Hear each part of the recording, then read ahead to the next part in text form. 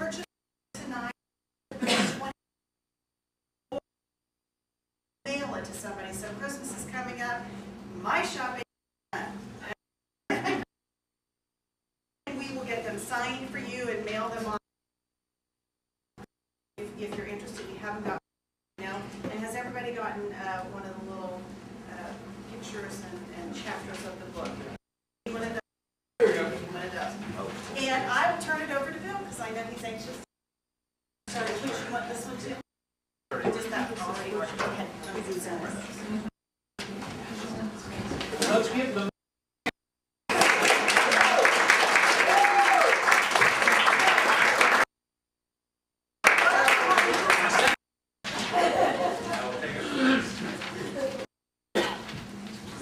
Well, the class of 56 represented, the Presbytery is well represented. My family is well represented. You are very welcome. She has indicated that the book, which was supposed to be out at the end of May, end of August, was then supposed to be out at the end of September, then supposed to be out at the end of November. Time for Christmas. I'm not, at this point, I'm not promising anything. I have with a list of chapter titles. I've done that is because I am required these presentations. It's in my contract. If I do the same presentation every time, I will be bored to death by the time I do that.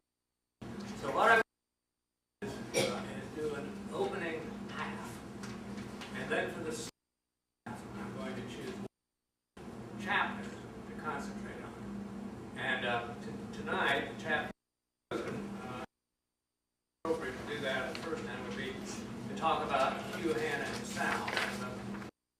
And the picture on the back of the archive upstairs, Hugh, Hannah, his wife Elizabeth, and his daughter Josephine, sometimes spelled Josephine, but it usually turns out to be. And those three, plus Mrs. Hannah's, are the folks who Hannah Cemetery up in Hannah Park. And in 1902,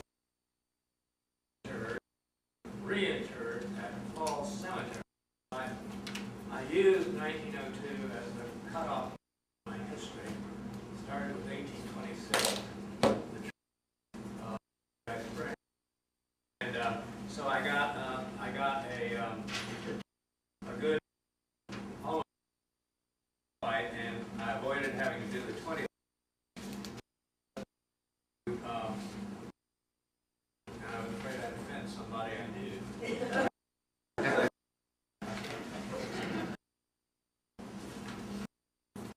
And if you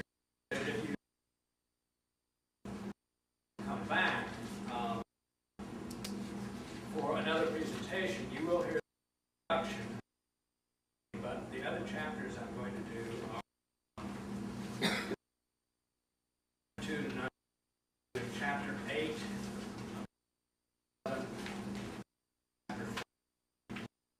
9, and chapter 12. And that will take care of six presentations.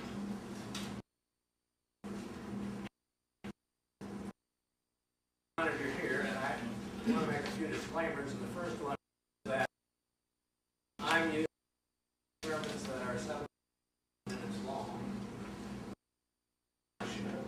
Will be only 17 or 18 minutes. And I'm not used to making speeches longer. So I'm not sure what, I'll have this in mind, but I'll put on my glasses so I can see a little better. One of the things I want to say right up front is that I don't have time to thank all the people who helped me write this thing. And most of them have something to do with this establishment, especially Heather in the archives upstairs and Tracy and all the rest of them. So what I want if you are good enough to buy a book, I hope you will please read the acknowledgement pages up front, because where I listed all and said things. Secondly, another disclaimer I want to make is that I'm not a natural historian, because I have a memory. I'll start to introduce it close. This is my good friend Pete. Pete. No, Pete Jones. That's who it is. In the 1960s, I began for a PhD, and I consulted my former Hanover history professor, who was kind of a tough customer in some ways. And the professor said, "See how good your memory is." Defined eclecticism and named two major American architects of that style. Well, mumble, stammer was more or less my answer. And after I saw this, Dr. Bauer said emphatically that I not a doctorate in history. That so annoyed me that I soon decided that I was going to do. The upshot of telling you this is to say that if you ask me a question about a thing in Hannahstown, I respond by saying, duh, mumble, I don't know, but I can. Bobby Bowers was probably sensing that teaching history was not my natural. And I put me through the doctoral program by her teaching, and doing my first ministry in Spencer, Indiana, which was an easy commute to IU. But being in Spencer and with that particular church was so much fun. I finally got through the hoops and the loops of the PhD. It was crystal clear to me that for parish ministry was more exciting, fulfilling than teaching history would ever have been. And with a few unpublished town is the first time I've used that PhD. Third thing I want to say is that in reading my dad's journals the last couple of years, across a statement in his journal. He said, quote, writing is the greatest sport. And this informed me about my own writing. Doing the historical research for something like Hannahstown, requiring, as my dad also advised, the ability to, quote, keep the seat attached to the seat of the chair. Something which I did upstairs for about 3 years. But the writing, that's the fun part. That's trying to figure out how to do something in a way that is the greatest sport. Writing has been a great way for me to hire. And one more thing before I get to the juice. If you copy of Hannahstown and you read and you find errors, which you will, factual, spelling, punctuation, whatever, jot let me know. If there ever is a thing, I'll give you your correction.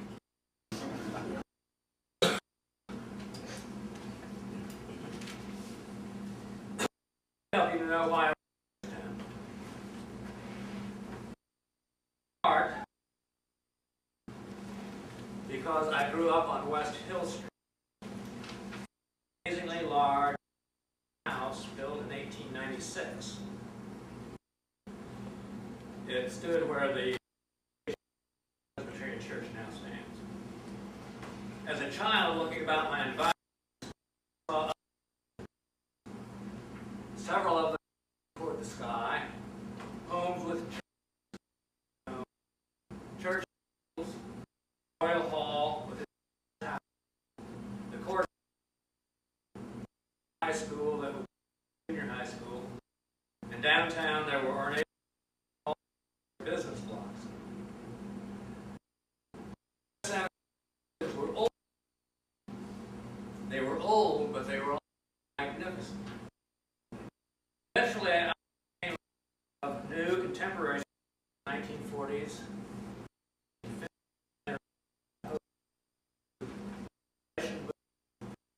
that kind of an example of that. There were the plain buildings dictated by my the sun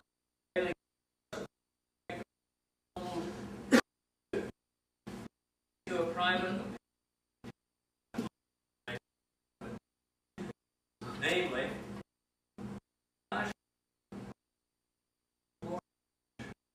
more spectacular, more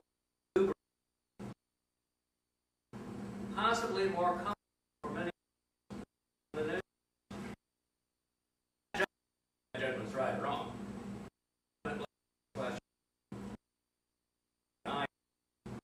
My town is so robust. Some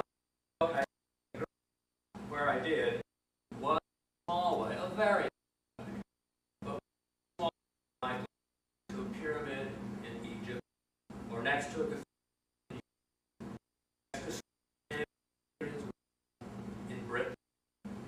You and I cannot ask, but we in all of it. Wabash come from? How did it grow, and what vital qualities of the past have we to today? I've called Hamerstown a social history, and I think my professors would agree. I'm not real sure. But I history. It's not primarily a political history, economic history, or an elitist history of movers and shakers and outside personalities. It is a history of all of those to some extent. It's also a history of the grassroots, of laboring people and unsung saints, the smut, the dirt, and the foibles, and the morality, and the sins, the common tragedies, and the triumphs of both their warts and halos. It's not just the Catholic, also the tissue, not just the house.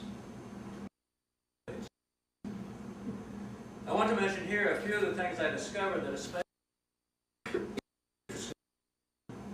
nuggets of gold you find in the whole long tedious research process that make or even greater. Throughout this, there runs a mystery that fascinated me. And I put to you in a question. Why did you 34 lay on the original plat of Wabash where we know they were very familiar with because they had been around the Treaty 6, and they had made use of the abandoned spring. We surmised that they had seen enough floods that they should not plant on the south side of the canal line near the river floodplain. So they avoided that mistake. But instead, this is they forced a rectangular square plat 4.5 blocks by 4.5 blocks, right of a 40 to 60 foot, highly irregular, curvilinear. So what was supposed to be a relatively flat town is forced to reach with the result, for example, that the plat's north-south streets being straight here, climb straight up incredibly even dangerous angles. Witness that the original plat streets, Huntington and Court, were completed because the drop was too precipitous.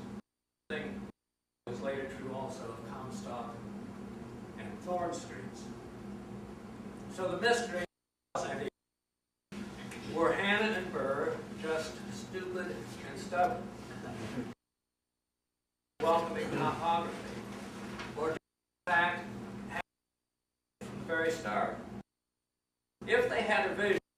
I have that it creating both with an agra on top. Below, we mark streets on top. Main Hill and Sinclair. The top has a of the town where government and education, religious and domestic concerns were concentrated, while business and industry traded on the level. Surely never have used the terms agra and plus unless which I doubt.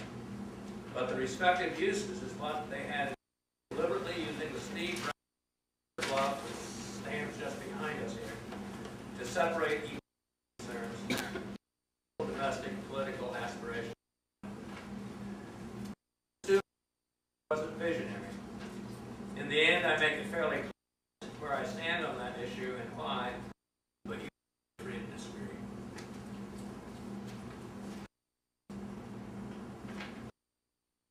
I would have not been surprised by something like the addition of streets in Wabash and sidewalks, except that it's lasted so long. There is a sense in which the 19th Wabash is the story of folks who struggle with their conditions. For years, in most parts of town, the material dirt. What mother provided naturally, which naturally turned to mud in wet weather.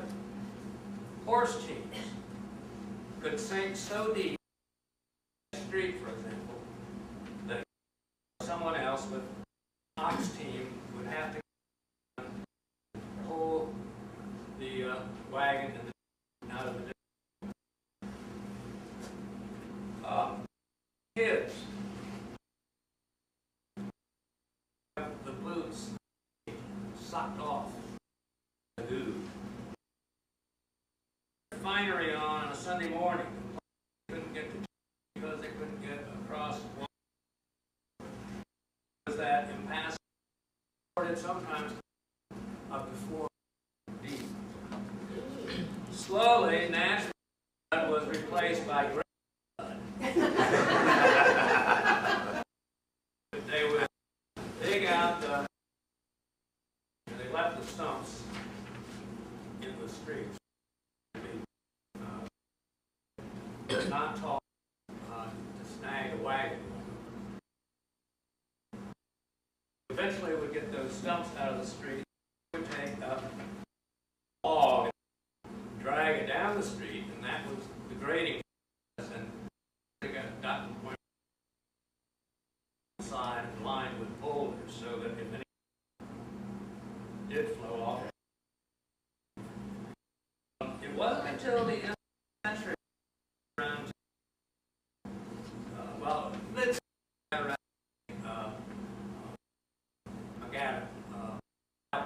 on top of mud. It wasn't really until the end of the century that asphalt and brick. But at each stage, no matter what the streets were paved with, there was the omnipresent. Improved more quickly. Editor publicized if somebody on the sidewalk, all you look down, and if you dug 2 feet, you would come to flat, and they were broad, and you could dig them up and put them end to end. So start making reasonably early time. The president sidewalk, one of the kids was that old flagstone. It was very rough. Old people like that. It was very rough, but it was very durable.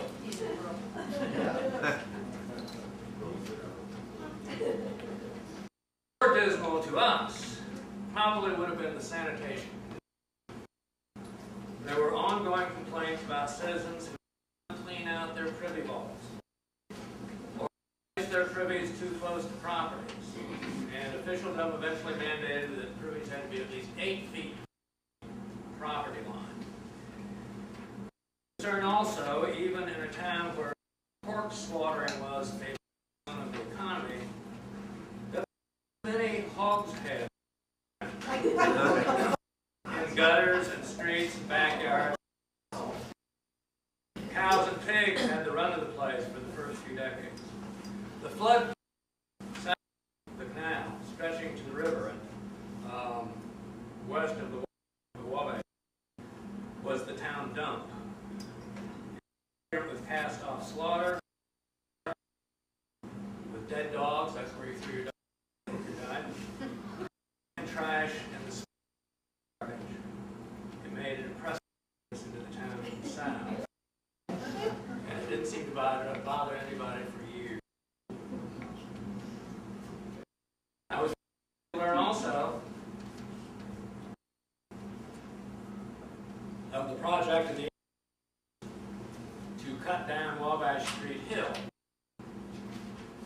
Before that time, if you were going in town, you often choose to go up Cass Street or even Miami Street because that was lower grade than Wabash.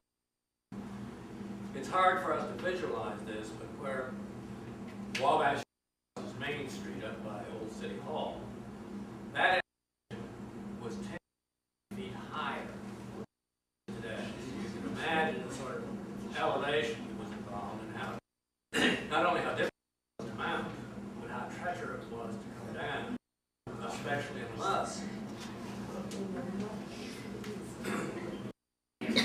And incidentally, the rock off of Wabash Street Hill, I think, not prove this conclusively, but I think that it was used to build up the levee, which Wabash Street was, on Canal Street toward the River Bridge, so that in times of flood you could possibly still.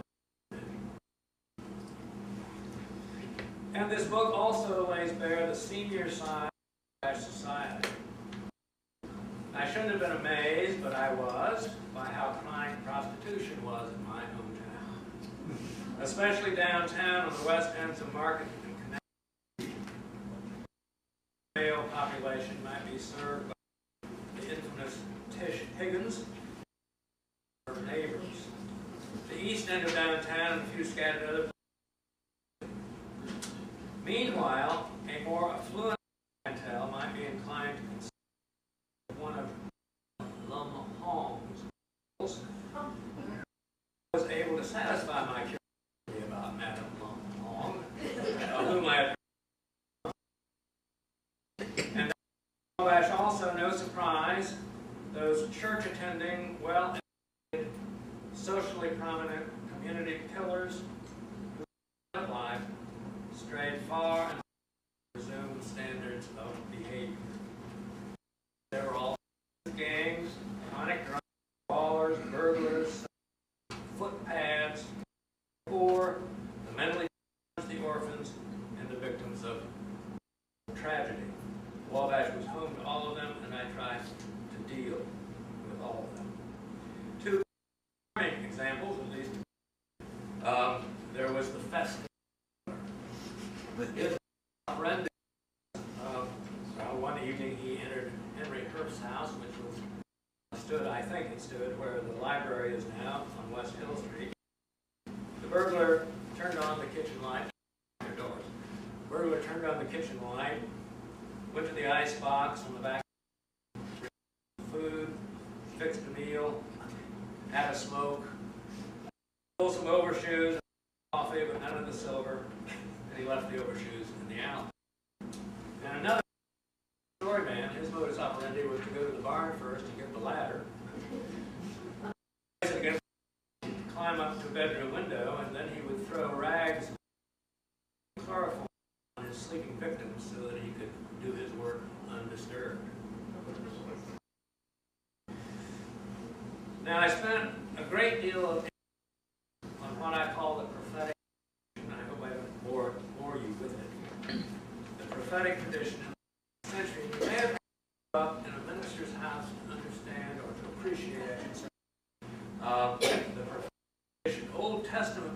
prophets were not primarily with foretelling the future as we popularly think. Primarily, prophets like Amos and Jeremiah were intent on social reform.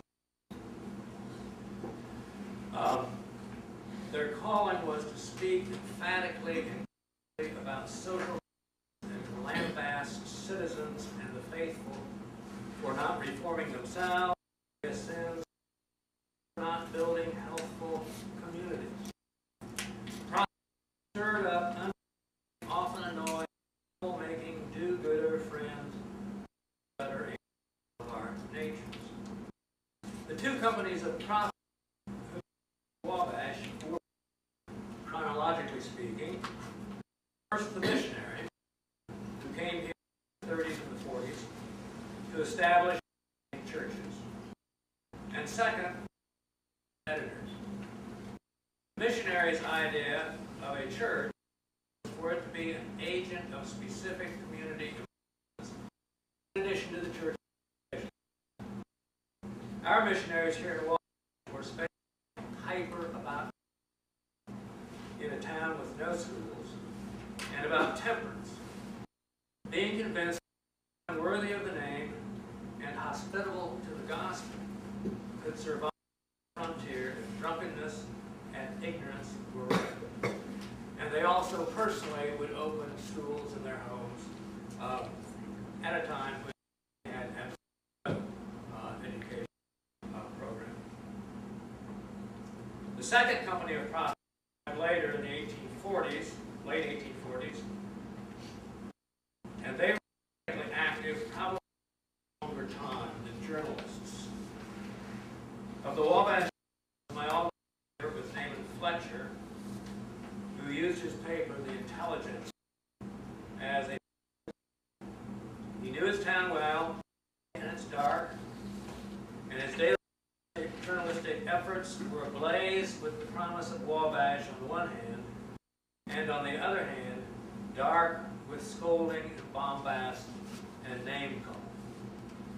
Free of the threat of libel laws with that advantage, Fletcher and others constantly campaigning for a better town. It would always be things like articles, the streets need grading, sidewalks need building, Ed North clean out his privy vault, the town council can't get anything intelligent done with Reuben Lutz, a member with these crazy ideas. There's a big row down at Tish Higgins, and a citizen barely escaped the law. Boys are shroud pins after dark on Market Street and should be at home to bed, where are parents, etc., etc. Now that's my...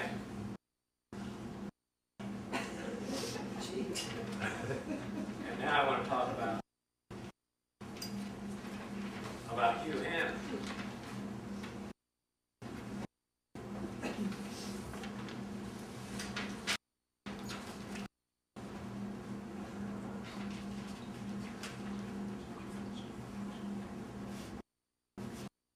To the whole of Hannastown is Hugh Hanna himself, the persisting founder of Wabash. Persisting because his partner, David Burr, left the area within a couple of years, sold out to Hanna. It is perhaps indicative of my not to honeycoat the Wabash story, to tell it as the record this chapter on Hanna, 1 cent and a stale chew of tobacco. One of his early employers described, in other words, not worth much. That's not entirely fair, in part because Hugh Hanna was a teenager who said about him. It is manifestly unfair because the town we call home happened probably without it. Nor would it have prospered and eventually did without folks possessing traits like Hugh. As his last name suggests, Hugh Hanna was of Scottish descent. His family line rose from obscurity to some prominence in the 13th and 14th centuries in Wigtonshire, which which is Wabash County, a peninsula that juts off the southwest corner of Scotland. The ruins of the family stronghold, Sorby Tower, still stands. A couple of hundred years later, Elizabeth I of England cleared parts of Ireland of its native people, much as Americans cleared land of the Native Americans here, in order to provide farmland for immigrants. So, one of the Hannahs, encouraged by this, migrated from Scotland to Ireland, and they settled in and around a village called Valley Bay, the county south of the border between the Republic and Northern Ireland. And within my memory, were around Valley Bay 7 little churches, Presbyterian churches, that Hannahs belonged to. And in the 18th century, one whole congregation, North America. They were in New Jersey and going west. And Hugh Hannah was born in 17. His father, James, was a farmer and a man of many skills. He was also, as others in his tradition were, very education, community building. And of course, like all these pioneers, he wanted to get rich. He did. His son Samuel did. And Sam, Joseph, that's kind of pretty. Hugh and Joseph would try to emulate in Wabash, and but their older brother Sam had avoided. Now, to get the of Hugh Hannah out of the way, let me right up front that he is guilty of the following less uplifting activities. He may have drunk too much on occasion. In a of temperance reform, probably subscribed to. Second, he was hauled into the court of the town that he founded more than once on charges and being in arrears on debts and the like. He was always getting in debt, but he had a fallback, and that is that he could sell a town lot, brother, and get out of debt then. And in pursuing a hog slaughtering project, he quite intentionally tried to rid himself of the treatise of the slaughterhouse by tossing entrails, heads, splendid refuse into the junction of Allen and right in front of where the Corso building is today. Small guy. So even though Wabash was still in its virtual infancy, its toddler stage at best, Hugh Hannah, the town's founder and still partial owner, was brought to heel by the very civilized order that he had created. It's an American story. It's a human story. The light of Hannah is probably much lighter than the dark side is dark. In other words, he was probably a nice guy with normal ambitions, an acceptable office, with some personal smarts, a few good to help him out. Inspiration and good connections were undoubtedly by that older brother, Sam, who became extremely well in the process of virtually inventing the city of founding its business life, its religious life, its transportation life, to name the basics.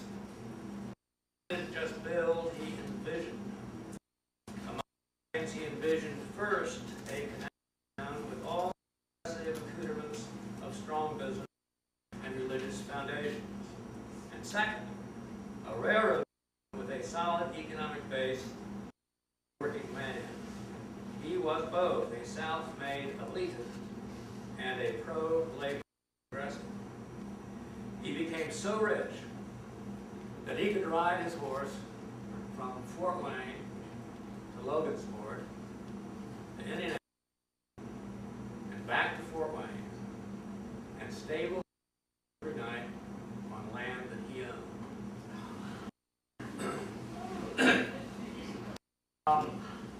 Hugh, in opinion, emulated his brother's path to glory but did not match it. All funeral processions for Sam in 1866 and Hugh in 1869 in their respective communities were capable of expression of broad respect and great gratitude. Guy respected by Wabash citizens in general, as had been true of Sam. I think what I want you to appreciate about him, and through him the legacy of community building he established in Wabash, is his apparently natural bent to do what we would call multitasking. He did not have one means of income, he had multiple. He did not have one means of community building, personal involvement. He had several. Here are some examples. Dam across the river near the Paradise Springs Park overlook.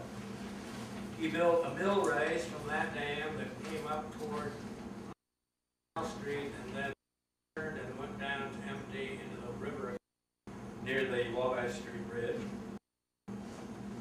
He built a mill to process on that race, and then he added components to process. He built a business block at Canal and Water where the old Plain Dealer building now stands. He equipped it with piped-in water. This was decades before we had plumbing in town.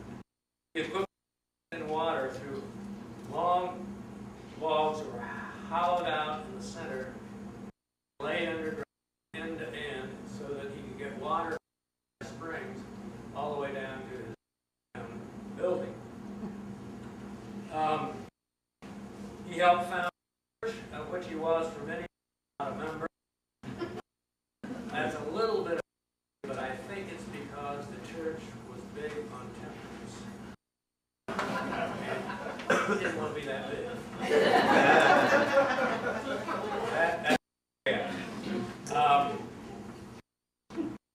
On a church, and he also supported the missionaries in the area, and he advocated societies, Bible societies, school societies, and he promoted advanced education among the poor and the young, and he provided storage for supplies for like that.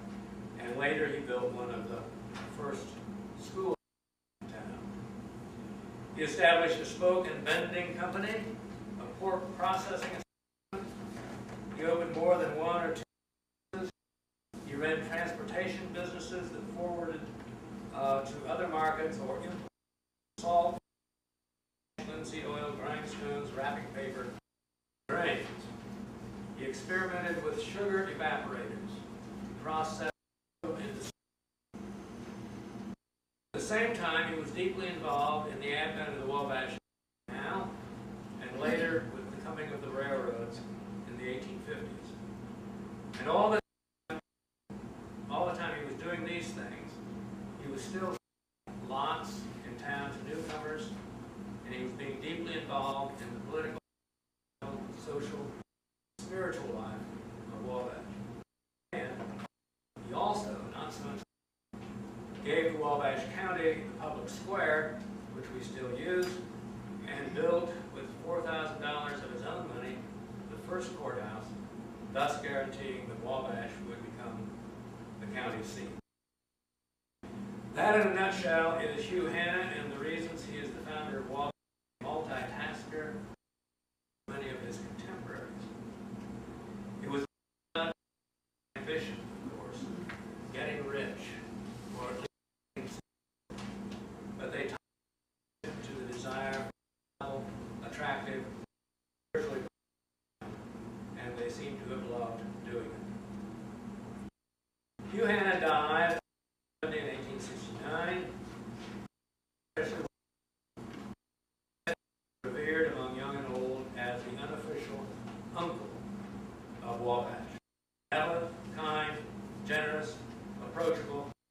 easy going, but the promise Savior nonetheless.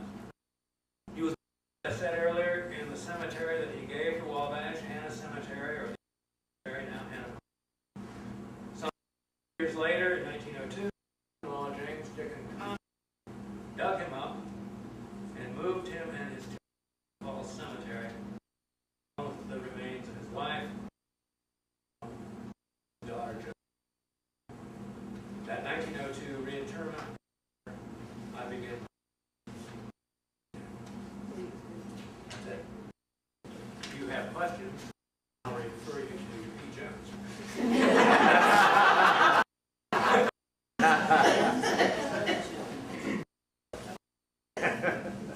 Any I'll lie.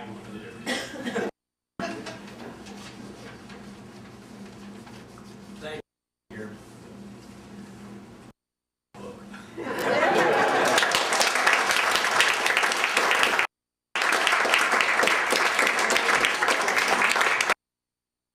Yes, Pete, go ahead. I had the privilege of reading the manuscript 2 or 3 times over several months. And I say this in all sincerity, this is the finest that's ever been written about this town. It is scholarly, it is well researched, it is interesting. So others, I have a sense of what's coming on the next page, but I have to turn the page anyway. I have to get to that. And he has set a very standard. Go out and buy a book for I'm